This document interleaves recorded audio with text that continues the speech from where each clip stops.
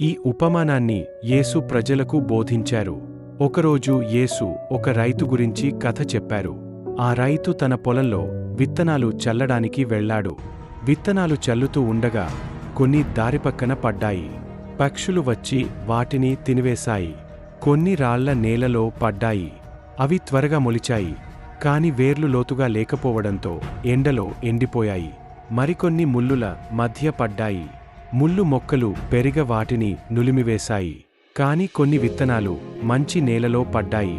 అవి బాగా మొలిచాయి, పెరిగాయి, పుష్పించాయి. చివరికి అవి సమృద్ధిగా ఫలించాయి. 30 రెట్లు, 60 రెట్లు, 100 రెట్లు ఫలితాన్ని ఇచ్చాయి. యేసు ఈ ఉపమానం ద్వారా చెప్పిన సందేశం ఏమిటంటే, విత్తనం దేవుని వాక్యాన్ని సూచిస్తుంది. మంచి నేల అంటే దేవుని వాక్యాన్ని వినే, అర్థం చేసుకునే, హృదయంలో దాచుకునే మనుషులు. వారు విశ్వాసంతో జీవించి మంచి ఫలితాలు ఇస్తారు.